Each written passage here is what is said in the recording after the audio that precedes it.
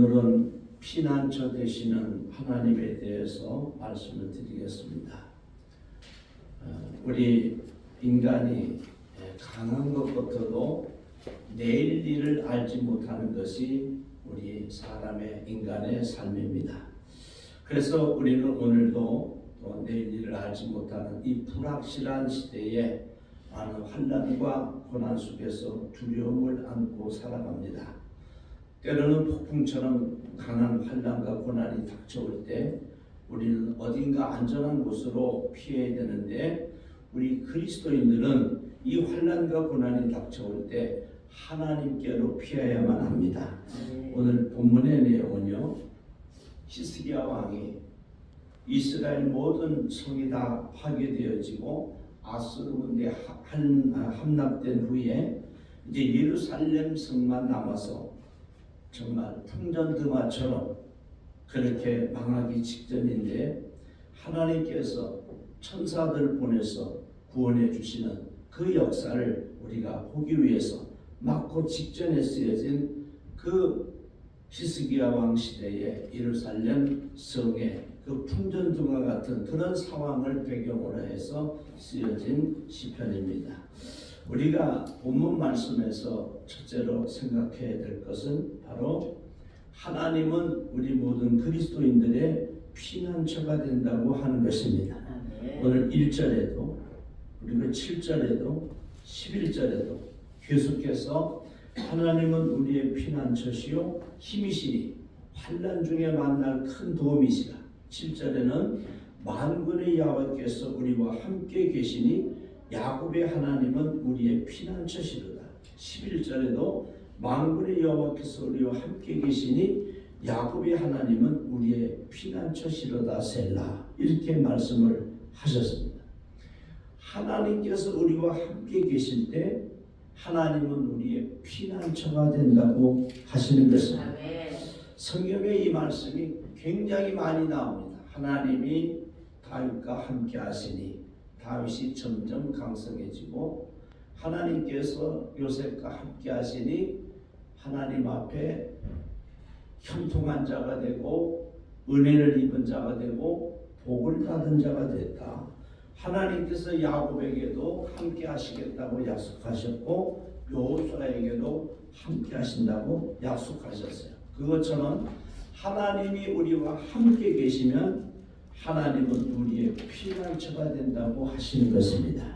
여러분 힘들고 어려울 때 하나님을 의지하시고 주님 나와 함께 하시옵소서 기도하시고, 그럴 때 하나님은 기꺼이 우리를 품에 안아 주시고 암탉이 그 병아리를 품는 것처럼 우리를 지키고 보호해 주셔서 우리의 피난처가 되시는 것입니다. 여러분 힘들고 어려울 때 하나님께 피하는 우리가 되길 바랍니다. 아멘. 시편 61편 3절로 4절에는 주는 하나님은 나의 피난처시요 원수를 피하는 견고한 망대심이니이다. 내가 영원히 주의 장막에 머물며 내가 주님의 날개 아래 피하리이다. 이렇게 시편 기자는 고백을 했어요. 그래서 은혜가 있는 사람은 내 자신을 믿는 것이 아니라 하나님을 믿고, 은혜가 있는 사람들은 어렵고 힘들고 환난이 있을 때 바로 하나님께로 피하는 것입니다. 그러면 하나님께서는 우리를 안전하게 지켜주시고 보호해 주시고 악한 영들로부터 우리를 붙들어 주시는 것입니다. 구약에서는요, 도피성이라는 걸 하나님께서 만들어 주셨어요. 그래서 성으로부터 멀리 떨어진 도피성을 만들어서 일을 하다가 고의가 아니라 실수로 사람을 죽인 사람들, 그러니까 나무를 같이 베다가 도끼자루가 빠져가지고 옆에 같이 일하던 사람이 도끼에 맞아서 죽었어요. 이랬을 때 그 사람을 죽인 사람이 도피성으로 달려가서 그 먼 곳에서 피합니다. 그러면 쫓아가서 죽이지 말라는 거예요. 실수로 그런 거니까. 그래서 그들이 숨어 있을 때가 되면 이제 다시 진중으로 들어와서 하나님을 섬기게 되죠. 하나의 어떤 성경적 그런 비유를 우리에게 말씀해 주신 것인데, 우리가 힘들고 어려울 때는 도피성 대신 예수님, 도피성 대신 하나님의 품으로 우리가 피난을 가고 숨을 때에 하나님께서 우리를 지키고 보호해 주신다고 하는 것입니다. 그래서 여러분, 힘들고 어려울 때는 무조건 주님 앞으로 나와야 합니다. 마태복음 11장 28절에도 수고하고 무거운 짐진 자들아 다 내게로 오라, 내가 너희를 쉬게 하리라 그래 약속하셨어요. 그러니까 여러분, 우리는 힘들고 어려울 때 하나님 앞으로 나가야 합니다. 창세기에는 아담과 하와가 나오는데, 아담과 하와가 선악과를 따먹고 죄를 지은 후에 그들은 숲으로 도망을 갔습니다. 그런가 하면 하나님의 말씀을 불순종했던 사울은 무당을 찾아갔습니다. 이 사람들은 결국은 다 망하게 되죠. 하나님 앞에 정죄받게 됩니다. 그런데 누가복음 15장에는 집을 나간 탕자에 대한 이야기가 나옵니다. 이 탕자는 돼지의 쥐업 열매를 먹으면서 아버지로부터 받아 모든 것을 다 잃어버리고 힘들고 어려운 그 시절에, 그 시간에 자기의 집을 기억하고 아버지를 기억합니다. 그래서 하나님의 은혜를 생각하고 아버지의 은혜를 생각하면서 내 아버지의 집에 가면 먹고 입고 쓸 것도 많은데 내가 아버지의 집에 가서 종으로 살더라도 아버지께로 돌아가겠다 하는 마음을 스스로 가슴에 안고 그들이 아버지의 품으로 돌아오게 됐습니다. 이제 안식을 취하게 되고 또 금가락지를 끼게 되고 목욕을 하고 기름을 바르고 이 아들의 지위를 다시 회복하게 됩니다.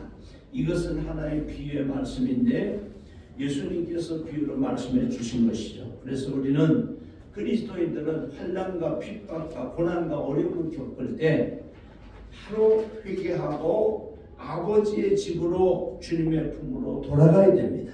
아멘. 그러면 여러분, 피난처 대신 우리 하나님께서 우리를 지키고 보호해 주실 것입니다. 아멘. 다윗은요 시편 18편 1절로 2절에서 나의 힘이 되신 여호와여, 내가 주님을 사랑합니다. 아멘. 여호와는 나의 반석이시요 나의 요새시요 나를 건지시는 이시요 나의 하나님이시요 내가 그 안에 피할 나의 바위시요 나의 방패시요 나의 구원의 뿌리시요 나의 산성이시로다. 이렇게 고백을 했어요. 요새라는 것, 피할 바위, 나의 방패, 구원의 불, 나의 산성, 모두 다 같은 말이죠. 하나님께 피하면 하나님께서 지키고 보호해 주시고 아멘. 원수들을 막아 주신다고 하십니다.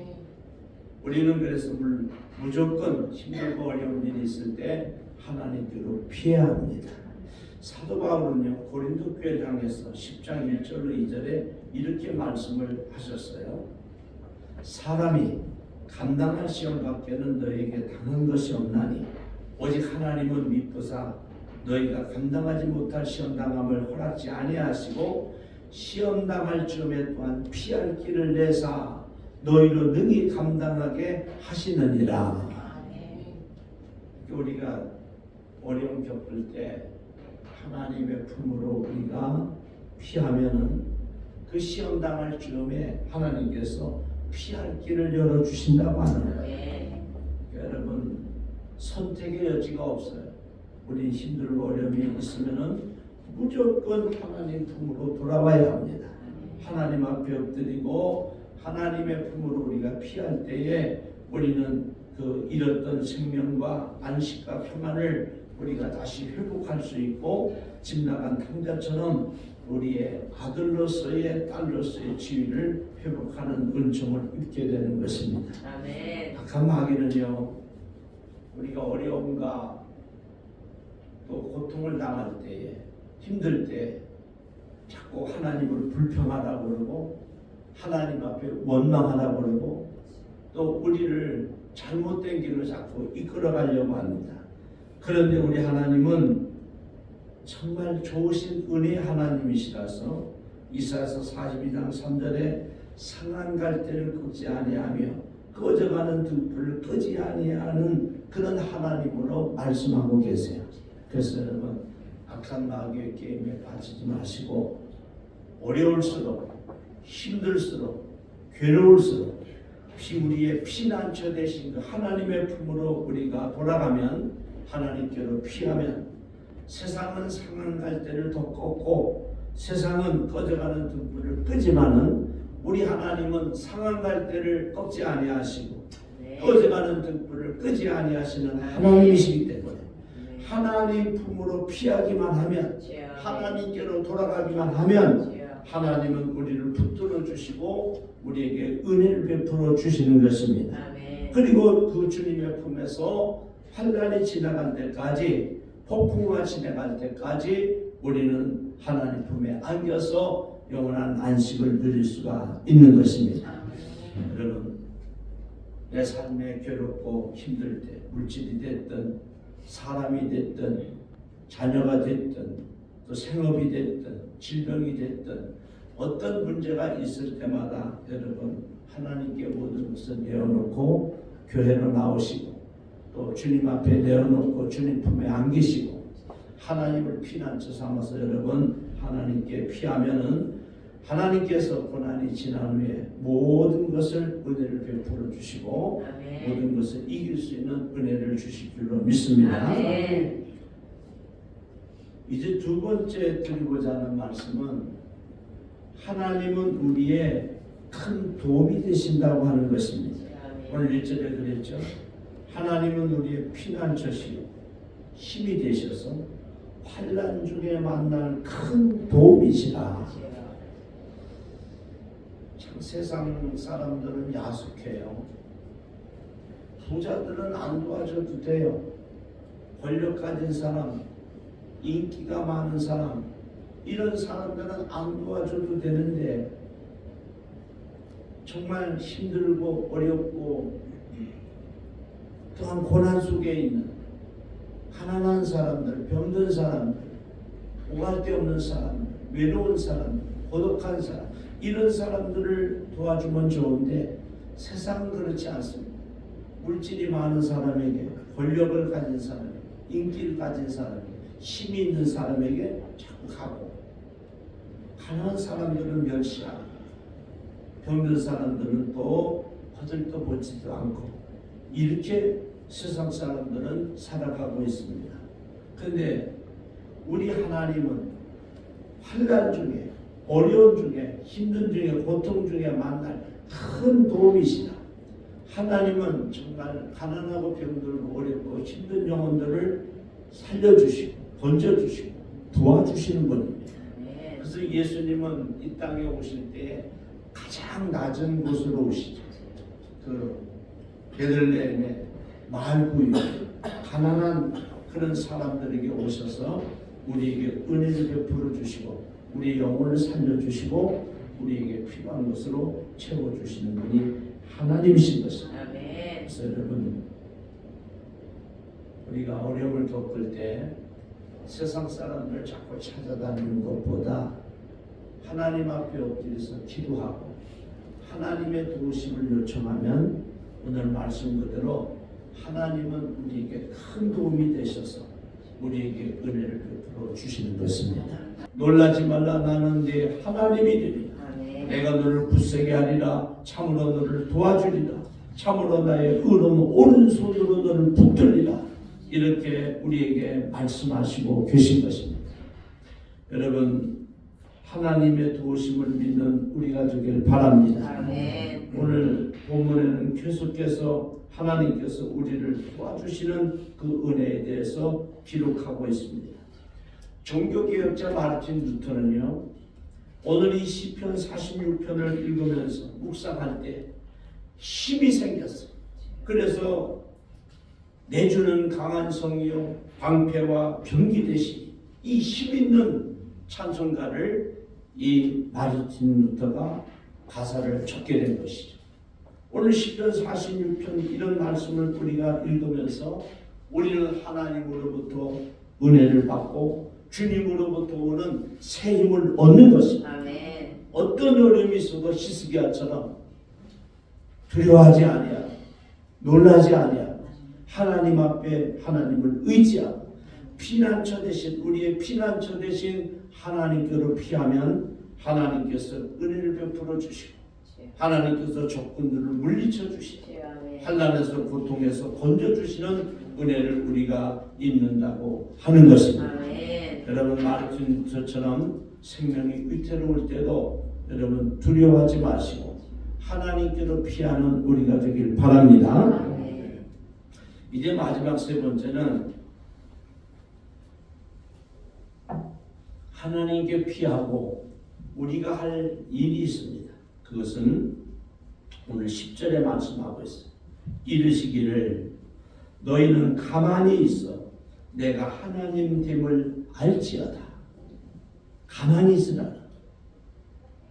하나님께 피하고서 두려워하지도 말고 놀라지도 말고 걱정하지도 말고 원망 불평은 물론이고 가만히 있는데 이 가만히 있는다는 게 히브리어로 두 가지 의미가 있는데 첫째는 하루프라는 말이 있습니다.